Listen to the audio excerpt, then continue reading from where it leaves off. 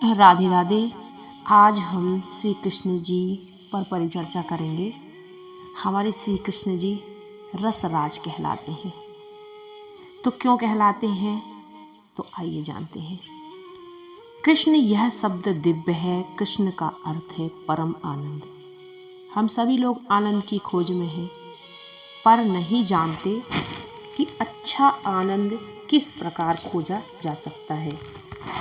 हम अपनी इच्छाओं को पूरी करने पर हर पल पर निराशा का सामना करते हैं, क्योंकि जिस वास्तविक स्तर पर पहुंचकर वास्तविक आनंद प्राप्त होता है, उसकी हमें कोई जानकारी नहीं है।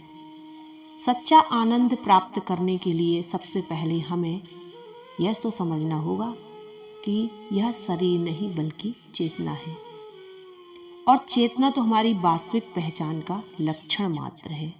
हम तो विशुद्ध आत्मा है जो इस भौतिक शरीर में प्रविष्ट हो गया है। आधुनिक भौतिक विज्ञान इस बात पर कोई महत्व नहीं डालता। श्रीमद् भागवत गीता से हम जो पूरी प्रक्रिया सीखने का प्रयत्न कर रहे हैं, वह यही है कि हम किस प्रकार अपने आप को चेतना के स्तर तक ला सकते हैं।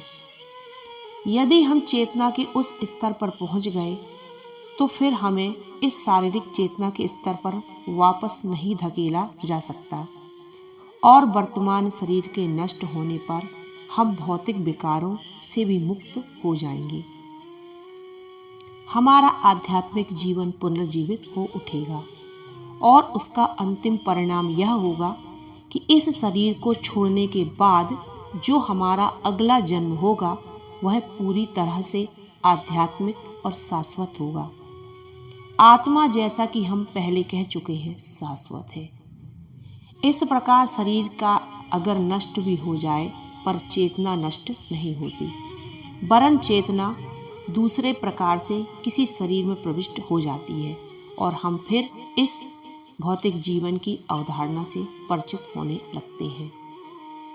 इस बात को हम श्रीमद् भागवत गीता में भी समझने का प्रयास करते हैं कि मृत्यु के समय यदि हमारी चेतना पूर्ण विशुद्ध है, तो इस बात के प्रति पूर्ण आश्वस्त हो सकते हैं कि अगला जीवन भौतिक नहीं वरन आध्यात्मिक होगा। मृत्यु के समय हमारी चेतना शुद्ध नहीं हुई, तो इस शरीर को छोड़ने के बाद हमें पुनः कोई भौतिक शरीर प्राप्त करना होगा, और यह प्रक्रिया निरंतर चल रही है, और यही प्रकृति का नियम है। आगे हम इस विषय में और भी चर्चा करते रहेंगे। राधे राधे।